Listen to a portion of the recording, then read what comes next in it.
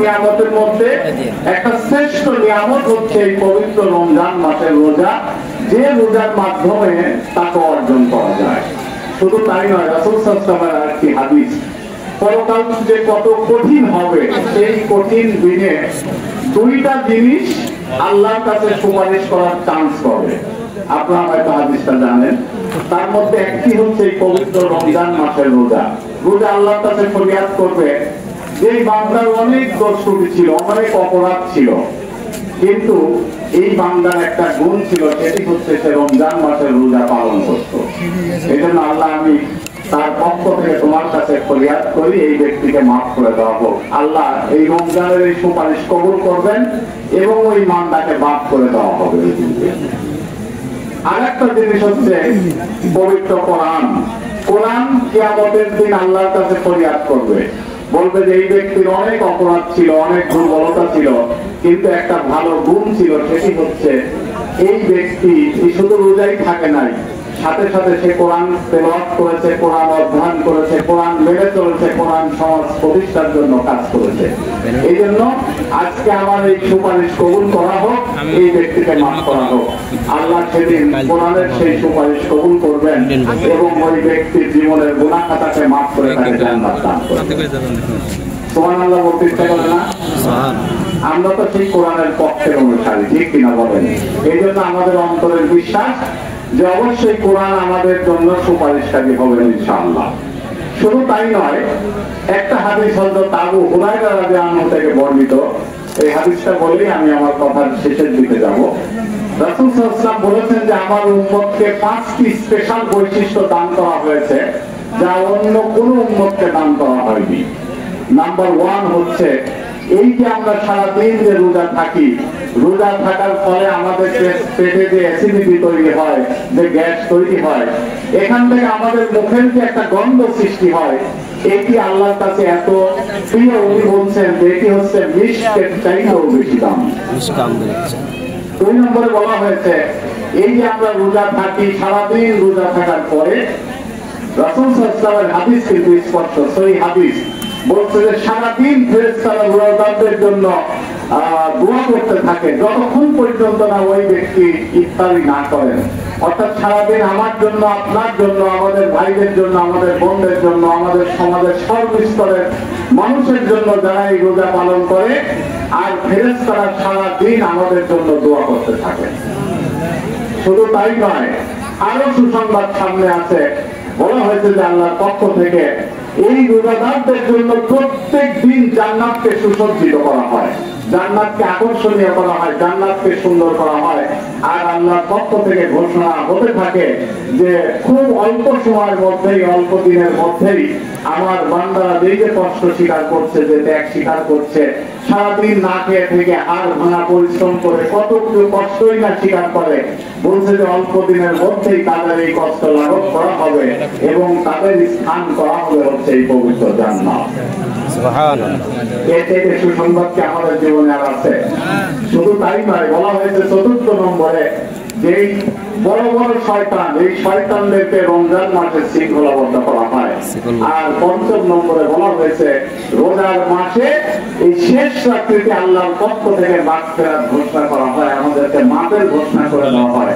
সাহাবীরা প্রশ্ন করেছিল, ইয়া রাসূল সাল্লাল্লাহু আলাইহি ওয়াসাল্লাম, এই শেষ রাত বলতে কি আপনি লাইলাতুল কদরের রাতকে বুঝিয়েছেন? রাসূল সাল্লাল্লাহু আলাইহি ওয়াসাল্লাম বলছে যে না, একেবারে রোজার প্রথম দিন থেকে শুরু করে একেবারে শেষ দিন পর্যন্ত আল্লাহর পক্ষ থেকে আমাদের জন্য ক্ষমা ঘোষণা করা হয়, মাগফিরাত ঘোষণা করা হয় হচ্ছে শেষ রাত্রিতে। এই জন্য আমরা যারা এখানে উপস্থিত, আমরা তো প্রত্যেকেই শেষ রাত্রিতে উঠি। আমার অনুরোধ থাকবে যে শেষ রাতে উঠে শুধু সময় নষ্ট আমরা করবো না, একটু 10-15 মিনিট আগে উঠি, আমরা 2 রাকাত নামাজ পড়ি অথবা 4 রাকাত নামাজ পড়ি অথবা কোরআন অধ্যয়ন করি, তারপরে আল্লাহর কাছে আমরা ফরিয়াদ করি আমাদের গুনাহ মাফের জন্য। আল্লাহ অবশ্যই আমাদের জীবনের সমস্ত গুনাহ খাতাকে মাফ করবেন। সর্বশেষ কথা যেটি আমাদের, সেটি হচ্ছে এই যে রোজার এত গুরুত্ব, রোজার এত ফজিলত, এত তাৎপর্য কেন? আরো 11টা মাস ছিল আমাদের মাঝে, সব আল্লাহর পক্ষ থেকে। এতই 11টি মাসকে বাদ দিয়ে আল্লাহর পক্ষ থেকে রোজাকে এত গুরুত্বপূর্ণ করা হয়েছে, কারণ হচ্ছে একটি শাহরুর রমাদান আল্লাযী উনজিলা ফীহিল কোরআন হুদাল লিন-নাস ওয়া বাইয়িনাতিন মিনাল হুদা ওয়াল ফুরকান। আল্লাহ বলছে যে রমজান হচ্ছে সেই মাস যে মাসে পবিত্র কোরআনকে নাযিল করা হয়েছে। এটি হচ্ছে মানুষের সঠিক দিক নির্দেশনকারী এবং সত্য আর মিথ্যার পার্থক্যকারী হচ্ছে এই পবিত্র কোরআন। তো কোরআনকে নাযিল করার কারণে যদি রমজান মাসের এত গুরুত্ব হয়ে থাকে, এত তাৎপর্যপূর্ণ হয়ে থাকে, এত ফজিলতপূর্ণ হয়ে থাকে, একবার আপনি চোখ বন্ধ করে চিন্তা করুন তো যে তাহলে সেই রমজানের পবিত্র কোরআনের গুরুত্ব কত বেশি। সেই কোরআন কিন্তু আমাদের মাঝে থাকবে, রোজা বিদায় নেবে কয়েকদিন পরে, কিন্তু আমরা কি করি? কোরআনের বিরোধিতা করি, কোরআনের সমাজ ব্যবস্থার বিরোধিতা করি, করে আমরা রমজান মাসের রোজা থেকে তাকওয়াবান হওয়ার চেষ্টা করি। আল্লাহর সাথে বিদ্রোহ করে কেউ যদি রোজার ফজিলত আদায় করতে চায়, আসলে কি সেটি সম্ভব? সেটি কখনোই সম্ভব না। রাসূল সাল্লাল্লাহু আলাইহি ওয়াসাল্লামের সহিহ হাদিস, হাদিসে কুদসির মধ্যে আছে, আমান দাওয়াতি দাওয়াতিল জাহিলিয়াত ফাওয়া মিনজুসা জাহান্নাম। বলতে যারা মানুষের তৈরি করা মতবাদের দিকে যারা মানুষকে ডাকে, যারা দাওয়াত দেয়, যারা মিছিল করবে, যারা মিটিং করবে, যারা জনসভা করবে, যারা পোস্টারিং করবে, যারা ভোট দিবে, ফাওয়া মিনজুসা জাহান্নাম। রাসূল সাল্লাল্লাহু আলাইহি ওয়াসাল্লামের স্পষ্ট হাদিস, ওই ব্যক্তি সরাসরি জাহান্নামে যাবে। সাহাবীরা প্রশ্ন করেছিল, ওয়াইন সামা সাল্লাহ, কত শক্ত কথা। একবার একটু চিন্তা করেন তো, আপনার বিবেককে প্রশ্ন করেন তো।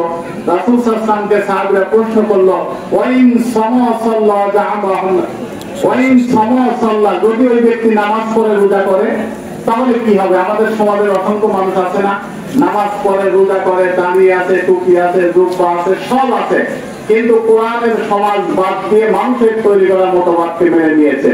মানুষের মতবাদের তৈরি করা বিধানের মিছিল করে, মিটিং করে, জনসভা করে, ভোট দেয়। রাসূলুল্লাহ সাল্লাল্লাহু আলাইহি ওয়াসাল্লাম বললেন, ওয়াইন সামা সাল্লাহু জাহান্নাম আন্নাহু মুসলিমুন, যদি ওই ব্যক্তি নামাজ পড়ে, যদি ওই ব্যক্তি রোজা করে এবং খাঁটি সহি মুসলমান বলে দাবিও করে, তারপরে ফাওয়া মিনজুসা জাহান্নাম, ওই ব্যক্তি সরাসরি জাহান্নামে যাবে। কারণ কি? আল্লাহর এই জমিনে আল্লাহর হুকম ইল্লা লিল্লাহ, জমিন আল্লাহ, আইন চলবে হচ্ছে আল্লাহ, এটি হচ্ছে আল্লাহর বিধান। আপনি আল্লাহর সাথে বিদ্রোহ করে, আল্লাহর আইনের বিরোধিতা করে অন্য আইন সমাজে প্রতিষ্ঠিত করবেন, এটি হচ্ছে আল্লাহর সাথে সবচেয়ে বড় শিরক, এটি হচ্ছে আল্লাহর সাথে সবচেয়ে বড় বিদ্রোহের শামিল। সবাই যত নেই অসংখ্য নিয়ামত দান করেছেন, আমি মনে করি তার মধ্যে অন্যতম একটি নিয়ামত হচ্ছে এই পবিত্র রমজান মাসের রোজা। কারণ কি? কারণ হচ্ছে রোজার চূড়ান্ত ফায়সালা যেটি, সেটি বলা হয়েছে যে লাআল্লাকুম তাত্তাকুন, যারা এই রোজা পালন করবে, আল্লাহর ঘোষণা হচ্ছে সম্ভবত তোমরা এই রোজার মধ্য দিয়ে তাকওয়াবান হবে, পরহেজগারী হবে, খোদার ভীতি অর্জন করবে।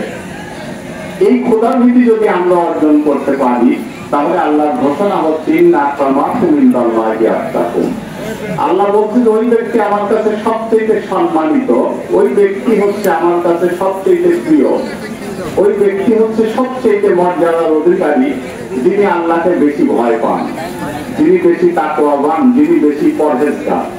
সেইটি অর্জনের এই চূড়ান্ত চান্স হচ্ছে এই পবিত্র রমজান মাসের রোজা। আপনারা বিশ্বাস করবেন, একজন খেটে খাওয়া দিন মজুর অথবা যিনি রিক্সা চালক, তিনিও যদি আমার চাইতে আল্লাহকে বেশি ভয় পান, তাহলে আইটেম তো আছে, এটা করুক, তারপরে আপনারা দিয়ে দেন। দিন মজুরের মর্যাদা অনেক।